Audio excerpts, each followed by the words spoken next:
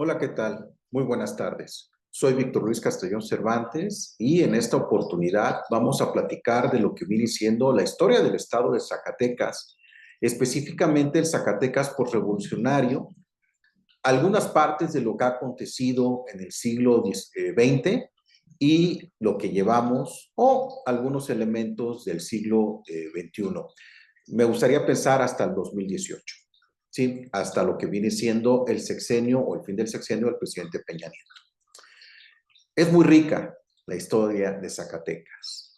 En consecuencia de ello, y sobre todo por el tiempo que tenemos, vamos a platicar única y exclusivamente de lo que viene siendo la historia política, haciendo algunos énfasis en dinámicas que tengan que ver con una historia social o con una historia económica sobre todo.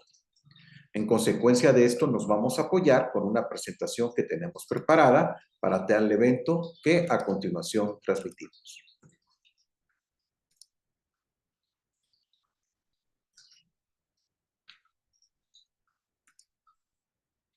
Primero, Zacatecas después del Porfiriato.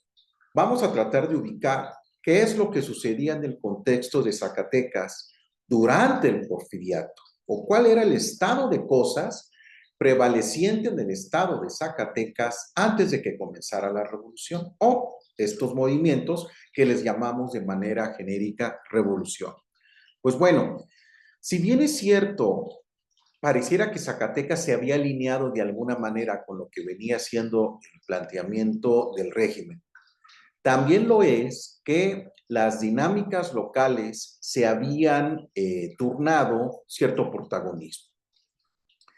Esto se había dado como consecuencia de que lo lejos, si se me permite decir así, aunque realmente es el centro geográfico del país, que se tiene de Zacatecas con respecto al centro político, entiendas, en la Ciudad de México, en un estado en donde también, si bien es cierto, se supone que es una federación, pero que nunca ha funcionado como tal pareciera que es un estado unitario, centralista, ha permitido que Zacatecas desarrolle ciertas dinámicas locales que, por ejemplo, otras entidades federativas por la cercanía político-geográfica que tienen con lo que viene siendo el centro político que tiene la Ciudad de México históricamente hablando, pues no han podido desarrollar.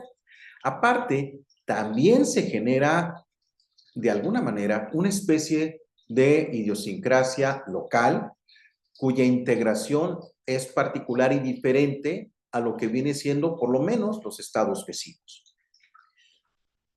En términos generales, podemos encontrar en lo que viene siendo la historiografía sobre la época, específicamente el fin de lo que es el porfiriato y principios de lo que es lo que vamos a llamar revolución. Diversas interpretaciones sobre lo que viene siendo este movimiento. Por un lado, se ha dado por llamar que no es un movimiento uniforme. Me parece que en eso los diversos autores coinciden. Desde nuestro particular punto de vista, nos parece que el movimiento o los movimientos que integran lo que vamos a denominar revolución, tomando en consideración que revolución implica un cambio de paradigma ideológico que transforma las instituciones, los siguientes elementos. Primero, el cambio de liderazgo político, Madero. Segundo, el desconocimiento por parte de algunos grupos políticos a la presidencia de Victoriano Huerta. Y tercero, la generación de facciones que se van a plantear una lucha por el poder. Lo cual nos lleva a lo que es la idea esencial de esta presentación. ¿Cuál fue el rol del Estado de Zacatecas en cada periodo? Primero, Zacatecas al estallar la revolución, situación política. Estamos hablando de que Zacatecas es un estado que se había alineado inicialmente, como mencionamos, al régimen porfirista, no sin antes presentar ciertas resistencias. Factores reales de poder local no permitieron una estancia de poder a modo del poder central. Tan es así que no hubo algún liderazgo que permaneciera tanto tiempo como el liderazgo a nivel nacional. Es decir, las disputas locales protagonizaron la discusión política. Esto causado, como hemos mencionado, a la lejanía de lo que venía siendo el centro político del país. La recepción del pronunciamiento de Madero en Zacatecas. Lo que genera la visita de Madero a Zacatecas es una amplia expectativa de discusión política.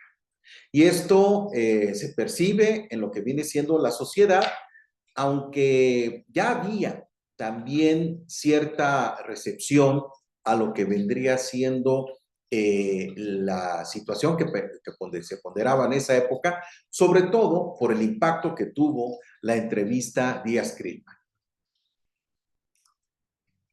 Esta efervescencia política se manifiesta a través de la generación de diversos grupos. Vamos a llamarles partidos políticos, aunque en esencia, por lo menos en lo que viene siendo la concepción moderna del término, es decir, grupos que promueven a sus agremiados a puestos de elección popular, pues más o menos pudiera generar cierta vinculación o cierta relación, aunque no son del propio todos. En algunos casos estamos hablando nada más de grupos que generaban ciertas simpatías y sobre todo muchos que estaban generando planteamientos ideológicos que propugnaban por convertirse en factores reales de poder para imponer su agenda o por lo menos ponerla en la mesa de la negociación política. Vean ustedes, tenemos a nivel local tanto grupos como a nivel nacional que tienen su representación en la localidad, en el estado. Por ejemplo, tenemos el Partido Católico Nacional, que tenía una presencia muy sólida en el estado de Zacatecas. Estamos hablando que la sociedad zacatecana en esa época era más o menos conservadora en el sentido literal del término. También tenemos el Partido Socialista Regional Zacatecano. Esto en consecuencia de las dinámicas que se habían desarrollado por la discusión de los derechos sociales muy en boga en la época. El Partido Nacional Agrarista, también consecuencia de esta discusión, aunque con presencia a nivel nacional. El Partido Liberal Progresista Zacatecano, esta vela de liberalismo, este discurso muy interesante que se da en algunos estados y que Zacatecas es un ejemplo de ello, de radicalización de la concepción de liberal, sobre todo de un liberalismo decimonónico, tratando de asumir la herencia de ese planteamiento ideológico, aunque ya con con algunas adaptaciones, pero que se denotan en un discurso original por el solo nombre, liberal progresista, ya implica esta adhesión a lo que venía siendo este discurso tradicional decimonónico.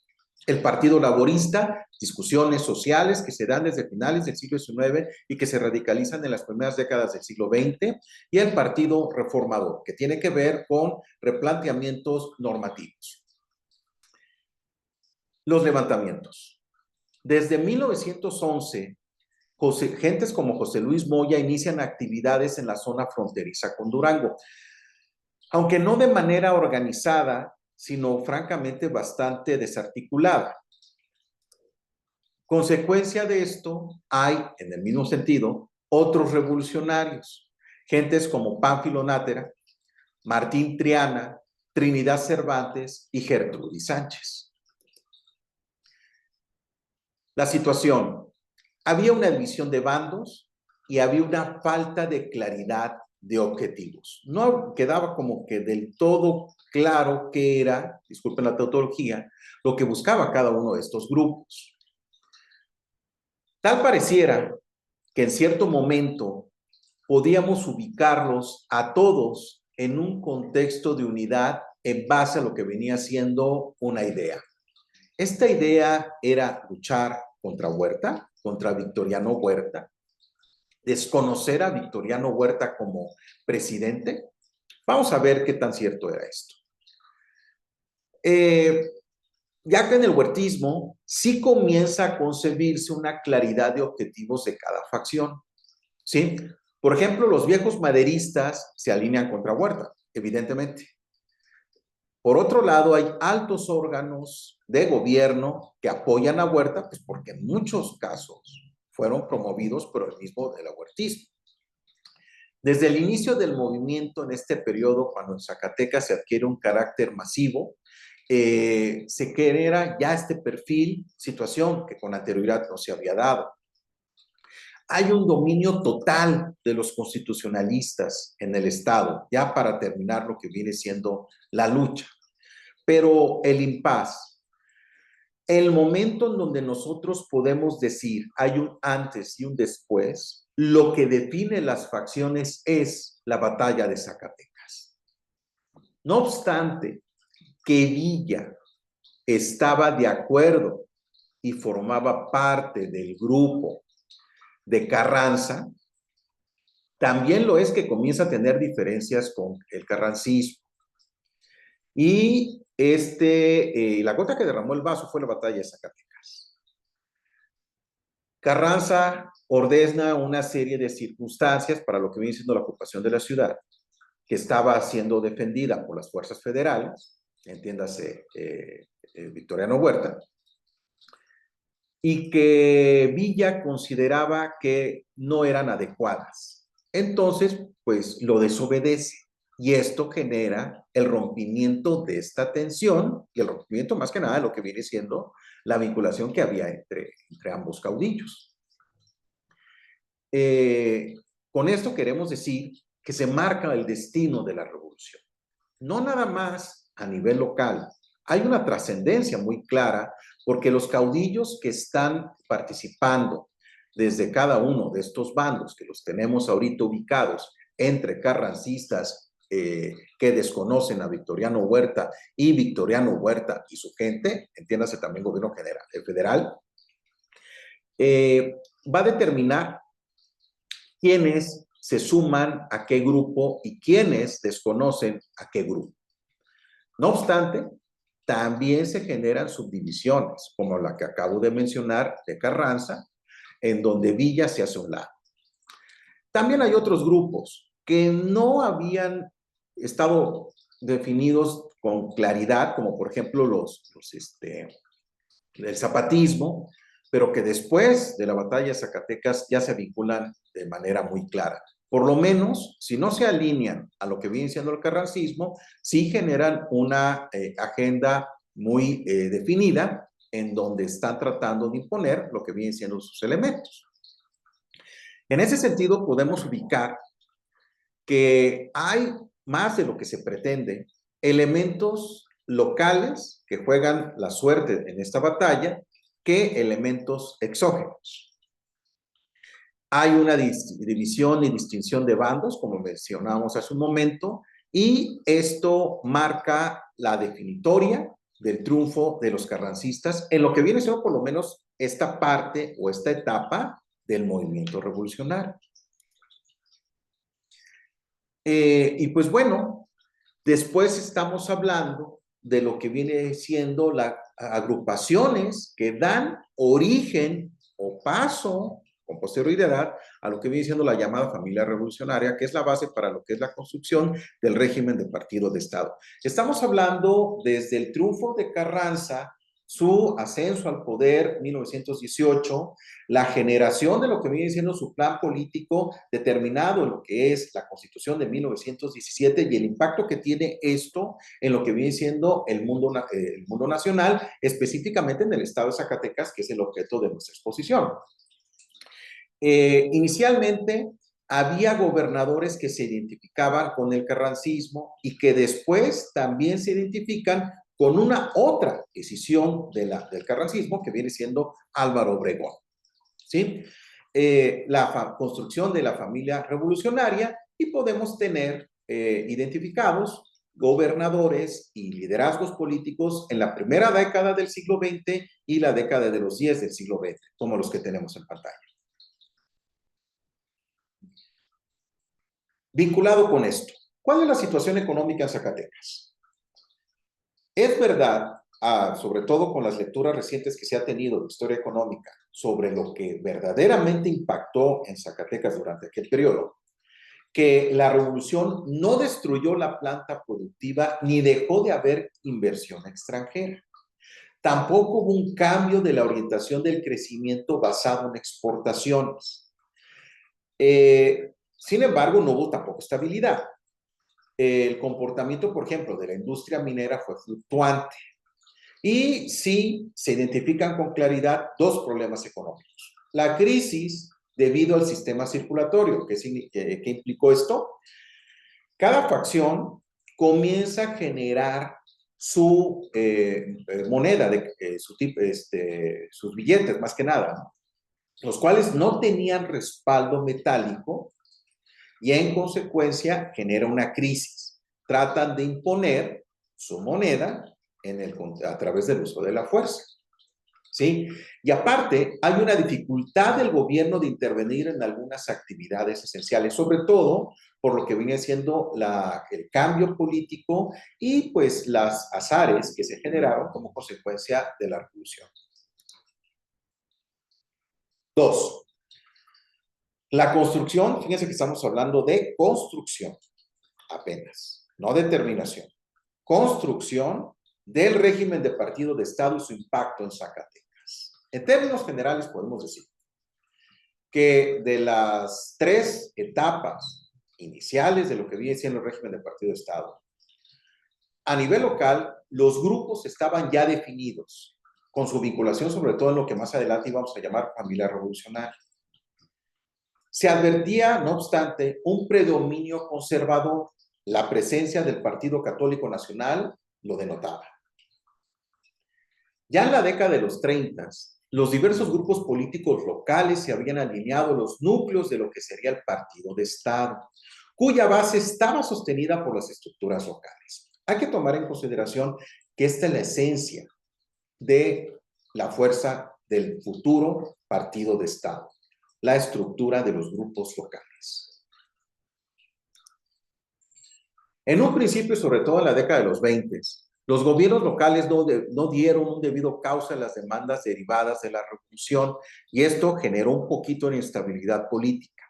Hay impacto de la crisis económica internacional, lo que hay también que considerar en doble vía, porque pues evidentemente en el Estado mexicano, en términos generales, se pudieron aprovechar ciertos contextos de la crisis internacional, aunque no capitalizado en todas las entidades federativas, y me parece que en el estado de Zacatecas no se tomaron a nivel local lo que vienen siendo las decisiones adecuadas para poder capitalizar esta circunstancia.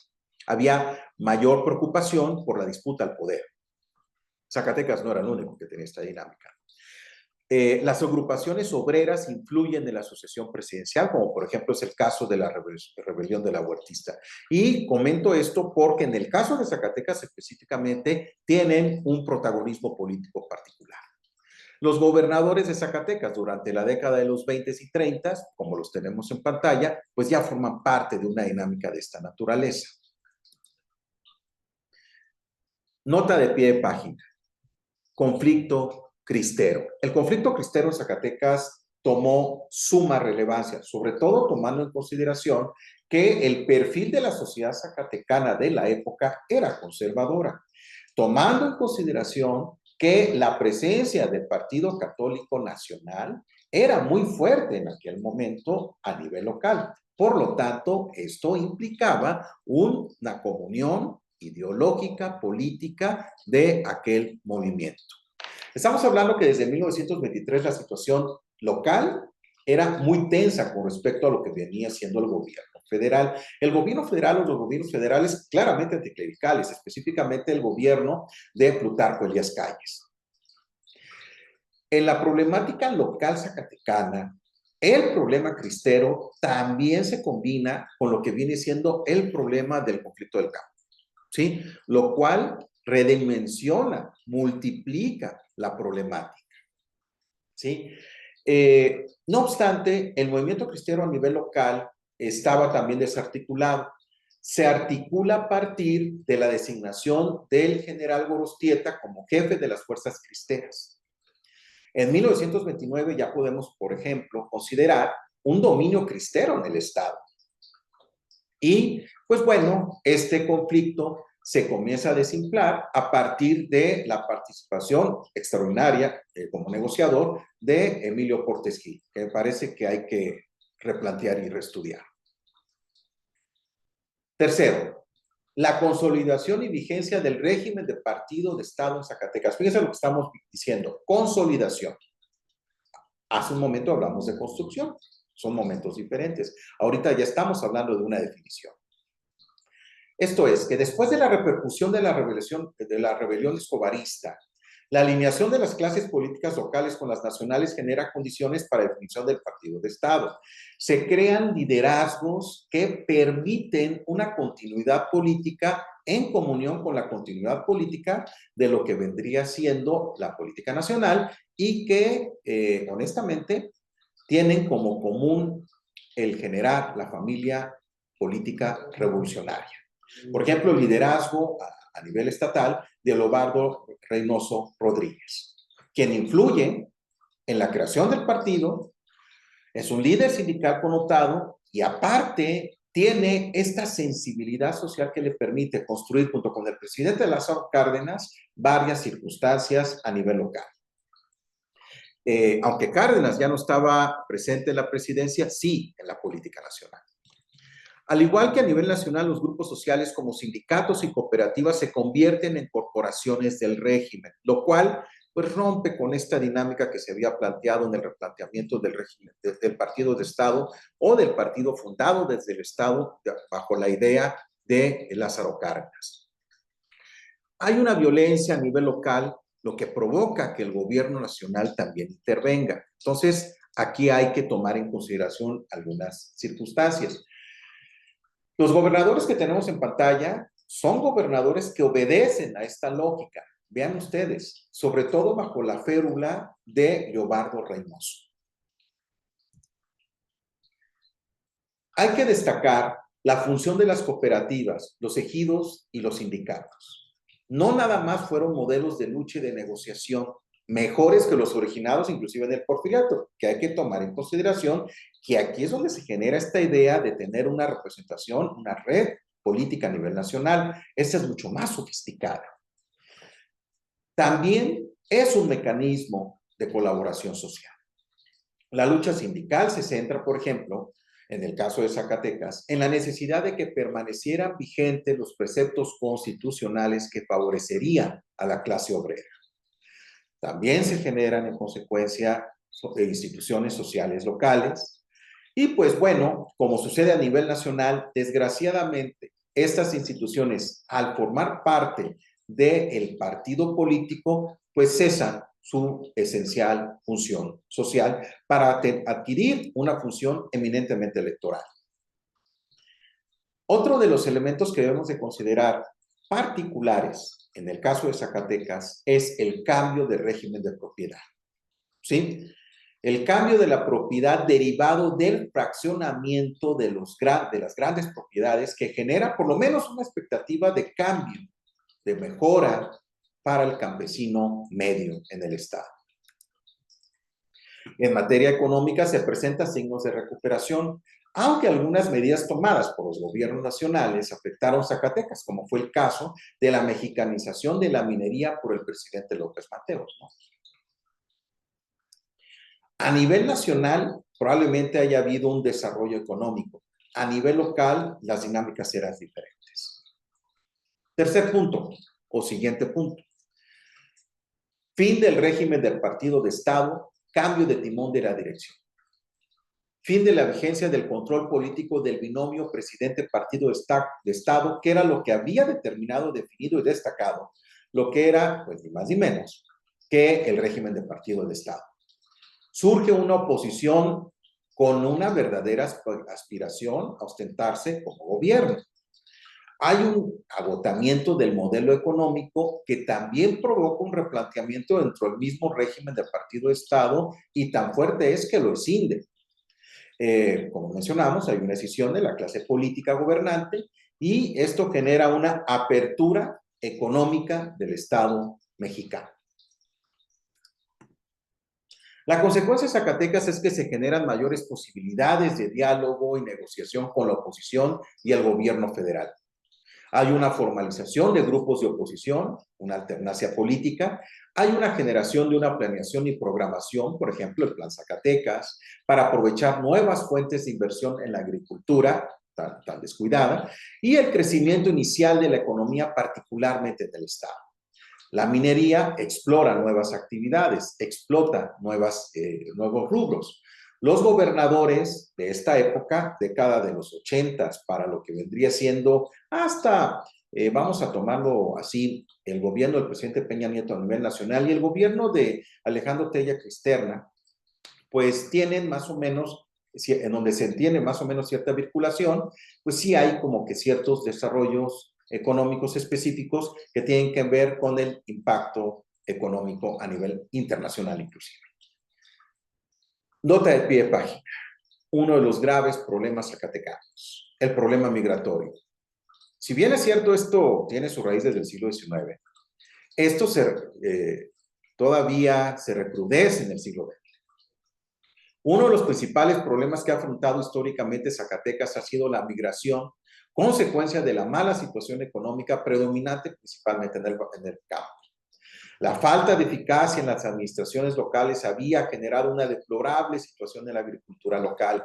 Esto también relacionado con una falta de coordinación de objetivos entre la federación y el gobierno local, lo que denuncia una falta de ejercicio del federalismo pleno. Y por último, quisiéramos nosotros anotar la vigencia desde un contexto eminentemente jurídico, las constituciones en Zacatecas durante el siglo XX.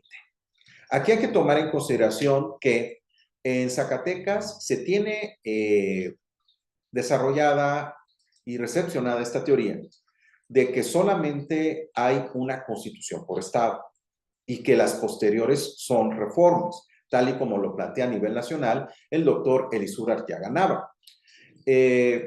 Habríamos que discutir al respecto. Desde nuestro particular punto de vista, si hay una representación social que genera una organización que tiene por objetivo la generación de un marco constitucional ad hoc, entonces sí estamos hablando de una nueva constitución. ¿Sí? Entiéndase, una nueva estructura del Estado y funcionamiento y objetivos del mismo. No obstante esto, vamos a hablar de manera bastante genérica, aunque no de todo exacta, de tres movimientos constitucionales. El primero es la Constitución de 1910, que ya trae una agenda no confesional, es promulgada por el gobernador Francisco P. Zárate, estructurada en 8 títulos, 80 artículos, y tenemos a destacar una elección normativa a nivel local de los diputados estatales, la prohibición de reelección del Ejecutivo, a tono con el mandato o la dinámica ideológica del maderismo, y que en las cabeceras municipales habría un jefe político con duración de 4 años, nombrado por el gobernador. La Constitución de 1918 ya do con la Constitución de 1917, en donde hay una preeminencia del problema agrario, se genera legislación en materia laboral a nivel local, se establece un desarrollo municipal también a nivel local en congruencia con el artículo 115 de la Constitución Federal y se plantea, esto es un tema importante, la responsabilidad de los servidores públicos. Constitución de 1998 o reforma, que es algo de lo que ya veníamos hablando. Producto de una consulta ciudadana conformada por 9 títulos en donde se plantea lo que viene siendo su plan político. Principios políticos fundamentales, derechos fundamentales, garantías individuales y sociales, sistema electoral, poderes del Estado, sistema económico del Estado, relaciones laborales y responsabilidades de servidores públicos, prevenciones generales y de la Constitución, que como se verá, ya es una agenda bastante moderna, no propia de la Constitución Federal de 1917. Efectos en materia económica, fortalecer la planeación, que es algo completamente novedoso, precisar los agentes de crecimiento, generación de empleo, ratificación de la función social de la propiedad y una preocupación por un desarrollo económico. Efectos en materia política, vigilancia del legislativo, las instituciones, deber de los diputados de actuar como procuradores de la sociedad, a lo mejor con mayor énfasis, un mayor contacto con la población, comunicar actividades mediante los informes de los diputados, instrumentación de referéndum, plebiscito, rectificación del voto, aparición de órganos autónomos estatales, por ejemplo, en materia de derechos humanos, y la integración del Congreso de 30 personas, 18 diputados electos por mayoría relativa y 12 por representación proporcional. Pues bueno, esto es de manera muy somera lo que tenemos que decir sobre el tema, esperando que sea de su agrado. Muchísimas gracias, tengan muy buenas tardes.